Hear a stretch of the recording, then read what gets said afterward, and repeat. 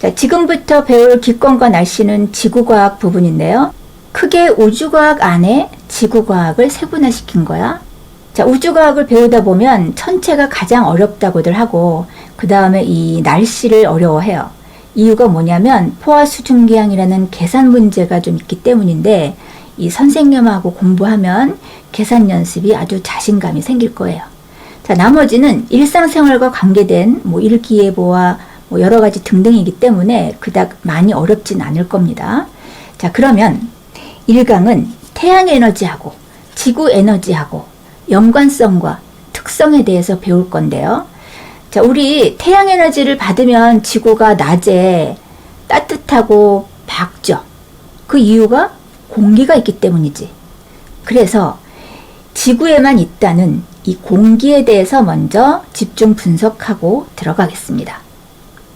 기권과 지구 기온, 우리가 공기를 흡입하면 산소가 우리한테 가장 중요한 부분이기 때문에 산소가 거의 대부분이라고 생각하는 경우가 있는데 질소가 5분의 4, 산소가 5분의 1이에요. 자, 보세요. 선생님 강의 보면은 1쪽과 8쪽이라고 공기의 성분을 가르쳐주는 내용이 있어요. 공기의 성분을 꼭 외우자 하면서 거기에 보면 우리 지구상의 공기의 성분을 제일 많은 순서부터 질소, 산소, 아르곤, 이산화탄소라고 하면서 거의 대부분을 질소가 5분의 4, 그냥 80% 정도, 산소가 20% 정도, 그리고 나머지는 1% 정도가 있다고 얘기합니다.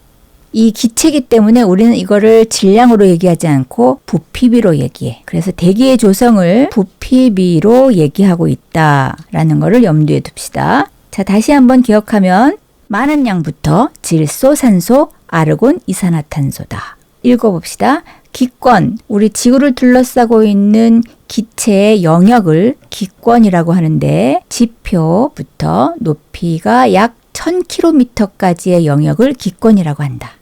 1000km까지예요. 지구를 둘러싼 대기의 층을 일컫는다. 자, 1번 대기의 성분은 질소와 산소가 약 99%를 차지하고 나머지가 1% 정도이다. 대기의 분포는 어떻게 되어 있느냐? 높이 올라갈수록 대기가 희박하다. 왜냐하면 대기도 중력의 영향으로 지표면 가까이에 많이 분포되어 있다. 기권의 층상 구조. 이 그래프는 바닥은 지표면이고 위로 올라가면 하늘 위로 올라간다고 상상을 하면 쉬워요. 그러면 지표면으로부터 하늘 위로 올라갈수록 영역이 하나, 둘, 셋, 넷, 네 가지로 구성되어 있어요. 자, 그러면 오른쪽 글씨를 읽어봅시다. 태양 에너지를 흡수하여 지표면이 가장 뜨겁다. 그럼 지금 맨 바닥이 0이라고 돼 있죠. 세로줄을 보면은 0, 11, 50, 80 해서 높이라고 돼 있는데 0은 높이가 0인 곳이니까 바로 지표면을 뜻해요. 우리가 지금 지구가 태양열을 받으면 지금 위에 있는 그 대기층보다는 지표면 고체가 태양열을 받았을 때 가장 뜨겁게 열을 간직할 수 있는 고체야. 그래서 대기보다는 이 지표면이 가장 열을 잘 간직해. 그래서 거기가 가장 뜨거워. 그러면 지표면이 가장 온도가 높고 그 지표면 근처에 있는 공기도 가장 온도가 높게 돼요.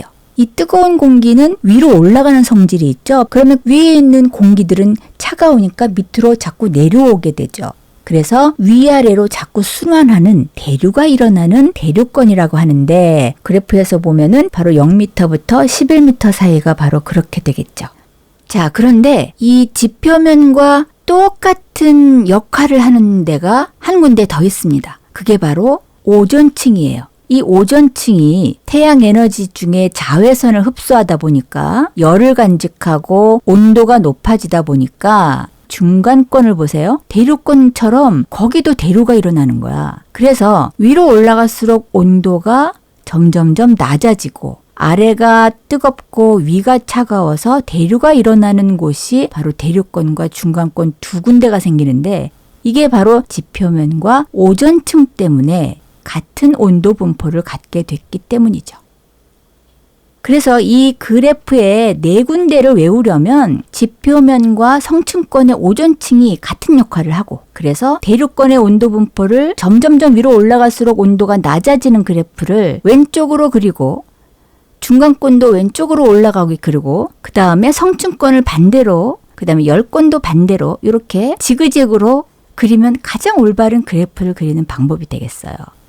자, 그래서 이 자외선을 흡수해주는 오존층이 없다면 이 기권의 층상 구조가 어떻게 변하겠는가라는 문제가 이제 나오는데 중간권의 저런 온도 분포도 존재하지 않아요. 그래서 대륙권과 열권의 온도 분포, 즉 두 가지의 그래프 모습만 남는 단순한 층상 구조만 남겠다라는 결론이 나옵니다. 그 다음 대륙권 다음을 한번 봅시다. 자, 그 다음은 성층권인데 자, 위로 올라갈수록 뜨거워져. 대류가 일어날 이유가 전혀 없죠. 그럼 이 영역의 공기는 위아래가 뒤바뀔 일이 전혀 없는 안정적인 영역이 되는 거예요. 자, 그래서 오른쪽을 읽어보면 오존층이 자외선을 흡수하는데 위로 올라갈수록 점점 뜨겁다라고 돼 있는데 자, 왼쪽의 그림을 보니까 어떻게 돼 있죠?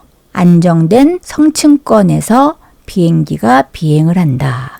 여객선이나 여러 가지 항공기들이 이제 운행을 할 때 바로 성층권을 운행해야 안정적이겠다. 자, 그 다음 중간권은 수증기가 없어서 기상현상이 없다라고 돼 있는 걸로 봐서 아까 우리가 설명은 안 했지만 대륙권은 뭐야? 수증기가 있기 때문에 기상현상도 일어난다라는 얘기죠. 강이나 바다와 가까운 곳에서는 수증기가 있을 때 구름도 있고 비도 오고 이런 게 바로 대륙권에서 일어나는 기상현상이다라는 뜻이에요. 반대로 중간권에서는 기상현상이 없다. 유성이 지나가는 곳이 중간권이다. 자, 그 다음 마지막으로 열권이 있는데 열권은 설명 봅시다. 태양 에너지를 직접 받음으로 높이 올라갈수록 기온이 상승한다. 자, 열권은 그래프를 보니까 점점점 위로 올라갈수록 온도가 높아져요. 맨 위에가 온도가 높은 층이니까 공기의 순환이 안 일어나는 안정적인 온도 구조를 갖고 있다. 자, 근데 열권은 지금 지표면에서 제일 멀기 때문에 공기의 그 분포가 아주 적어. 그래서 낮과 밤의 온도차가 가장 크다.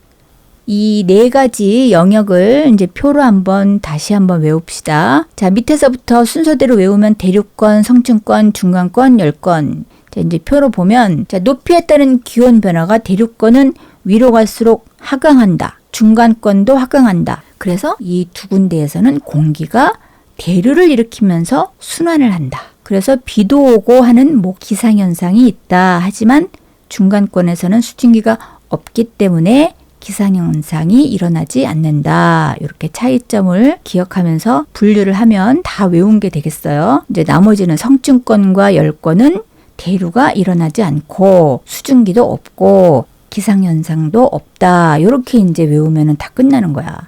그리고 특징만 몇 개 기억하면 되겠습니다. 자, 특징은 전체 대기의 대부분이 중력 때문에 지표면 가까이에 있는 대륙권에 분포되어 있다. 자, 성층권의 특징은 뭐야? 오존층이 자외선을 흡수하는데 오존층이 성층권에 분포되어 있다. 아까 비행기가 어디를 운행한다 그랬죠? 자, 안정적인 성층권을 운행한다 그랬죠? 그럼 안정적이지 않고 불안정한 층은 어디라고 그랬어? 대류가 일어나는 대륙권과 중간권이라고 그랬죠? 자, 그리고 유성이 관측되는 곳은 중간권이라고 그랬고, 자, 그 다음에 열권은 뭐라 그랬어요? 공기가 매우 희박하고 낮과 밤의 기온차가 커. 자, 그리고 오로라가 발생한다. 자, 그 다음에 인공위성의 궤도가 바로 열권이다. 이렇게 기억하면 되겠습니다.